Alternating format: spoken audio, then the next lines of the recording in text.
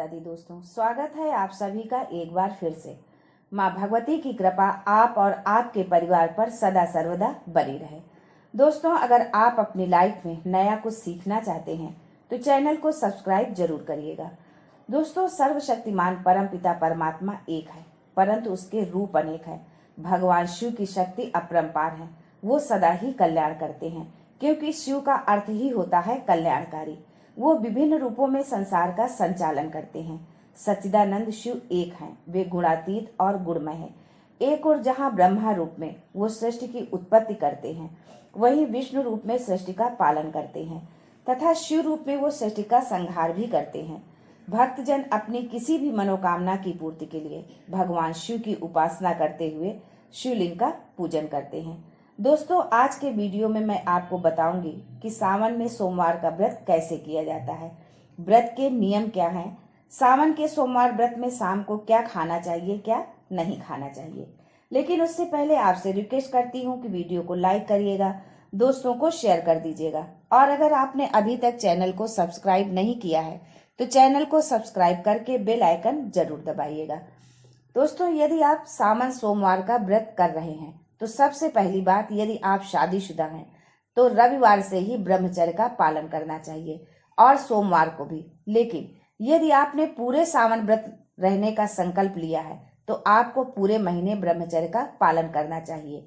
लेकिन संकल्प से पहले आपको अपने घर परिवार में और अपने पति की अनुमति जरूर लेनी चाहिए। आपको पूर्ण शुद्धता का ध्यान रखना चाहिए। यदि व्रत के दौरान आपका ब्रह्मचर्य खंडित हुआ तो आपका व्रत भी खंडित हो जाएगा और उससे व्रत का कोई लाभ नहीं प्राप्त होगा। इसलिए इस बात का जरूर ध्यान रखें। सोमवार के दिन प्रातः सूर्योदय से पूर्व उठकर स्नान आदि से निवृत्त होकर भोलेनाथ की पूजा की सामग्री पहले एकत्रित कर ले, यानी पूजा की थाली लगा ले, जिससे आपको पूजा के समय बार बार उठना ना पड़े। आप घर में भी पूजा कर सकते हैं और यदि मंदिर जाना संभव है तो अति उत्तम है। यदि आप शिवलिंग की पूजा कर रहे हैं तो आपको पता होना चाहिए कि शिवलिंग की पूजा के लिए कौन कौन सी सामग्री चाहिए होती है, जिससे आप आसानी से पूजा कर सकते हैं। तो सबसे पहले जानते हैं कि शिवलिंग की पूजा करने के लिए कौन सी सामग्री चाहिए।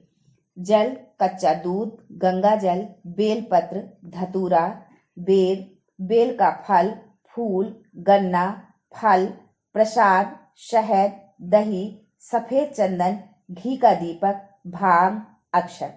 दोस्तों, यदि संभव हो तो भगवान शिव को प्रसाद सफेद रंग का ही चढ़ाएं। उसके लिए आप खीर चढ़ा सकते हैं, पंचामृत अर्पित कर सकते हैं, क्योंकि भगवान भोलेनाथ को सफेद रंग अति प्रिय है। शिवलिंग की पूजा करते समय आपको कुछ सावधानियों को ध्यान में रखना चाहिए। यदि आप उन सावधानियों को ध्यान में रखते हैं तो आपको पूजन का पूर्ण फल मिलता है। शिवलिंग की पूजा करते समय आपको काले वस्त्र नहीं पहनने चाहिए, क्योंकि किसी भी पूजा पाठ में काला वस्त्र पहनना वर्जित होता है। सफेद रंग का वस्त्र आप धारण कर सकते हैं, और जो विवाहित महिलाएं हैं वो हरे रंग का वस्त्र पहने। भगवान शिव को सफेद रंग अति प्रिय है। आपको शिवलिंग पर कभी भी टूटे हुए चावल नहीं चढ़ाना चाहिए। शिवलिंग पर आपको बेलपत्री चढ़ाए, वो कटी फटी ना हो और उसमें 3 पत्तियां हो। बेलपत्री का चिकना भाग शिवलिंग को स्पर्श करता हुआ होना चाहिए। आपको शिवलिंग में कभी भी केतकी का फूल और लाल नीले रंग का फूल नहीं चढ़ाना चाहिए। यदि आप गर्भवती हैं तो शिवलिंग की पूजा ना करें, क्योंकि शास्त्रों के अनुसार गर्भवती महिलाओं को शिवलिंग की पूजा नहीं करनी चाहिए। शंख से जल अर्पित नहीं करना चाहिए। भगवान भोलेनाथ को तुलसी दल अर्पित नहीं करना चाहिए। शिवलिंग पर नारियल पानी नहीं चढ़ाना चाहिए। शिवलिंग की पूजा में हल्दी कुमकुम का उपयोग नहीं करना चाहिए। दोस्तों, यदि आप शिवलिंग की पूजा कर रहे हैं तो आपको उसकी विधि पता होना चाहिए। आगे हम जानते हैं कि शिवलिंग की पूजा कैसे करनी चाहिए। आपको प्रातःकाल सूर्योदय से पूर्व उठकर स्नान आदि निवृत्त होकर स्वच्छ वस्त्र धारण करना चाहिए। इसके बाद ऊपर बताई गई संपूर्ण सामग्री को पूजा की थाल में रख लेना चाहिए। इससे आपको पूजा के दौरान संपूर्ण सामग्री एक ही जगह मिलेगी, जिससे आपकी पूजा बिना व्यवधान के संपन्न हो जाएगी। शिवलिंग का अभिषेक कैसे करें, अब हम ये जानते हैं। सबसे पहले जल से या गंगा जल से अभिषेक करें। यदि गंगा जल नहीं है तो 2 बूंद गंगा जल लोटे में पहले डालें, बाद में उसमें साफ पानी भर ले। दूध से अभिषेक करें। दही, शहद, शक्कर से अभिषेक करने के बाद पुनः जल से अभिषेक करें। यदि इस तरह से शिवलिंग का आप अभिषेक करते हैं तो भोलेनाथ अतिशीघ्र प्रसन्न होते हैं। यदि आप मंदिर में जा रहे हैं तो 2 पात्र में जल ले जाएं और दोनों हाथों से एक साथ जलाभिषेक करें। इसके बाद आपको शिवलिंग पर बेलपत्र, बेर, धतूरा, फूल, प्रसाद को चढ़ाना चाहिए। बेलपत्र पर सफेद चंदन से ओम नमः शिवाय लिखें, उस पर अक्षत रखें, फिर भोलेनाथ को समर्पित कर दें।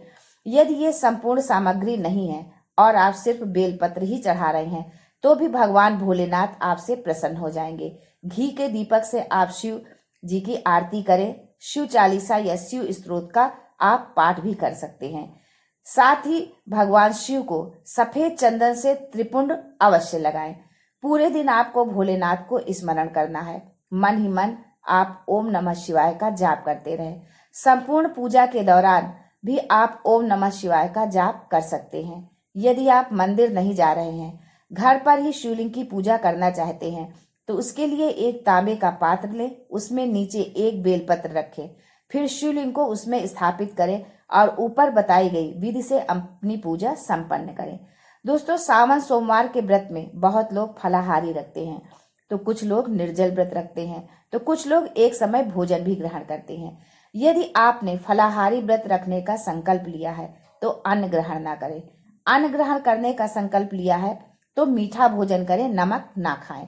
फलाहारी के साथ आप व्रत का नमक खा सकते हैं और यदि नमक का सेवन ना करें तो अच्छा ही है, पर अगर कोई शारीरिक समस्या है तो खा लीजिए। फलाहार में आप आलू, मौसमी फल खा सकते हैं, आम, अनार, सेब आदि। इससे आपके शरीर को पोषण मिलेगा। दूध से बने पदार्थ, दही, छाछ आदि का सेवन भी कर सकते हैं। अब आगे जानते हैं कि सावन के महीने में क्या नहीं खाना चाहिए। यदि आपने व्रत रखा है तो भी और यदि नहीं रखा है तो भी इन सब चीजों का सेवन नहीं करना चाहिए। सावन के महीने में हरी सब्जियां नहीं खाना चाहिए, चाहे आपने व्रत रखा हो या ना, क्योंकि इस महीने हरी सब्जियों में कीड़े लग जाते हैं और यदि आप सब्जियां खाते हैं तो आपको मांसाहार करने का पाप लगता है।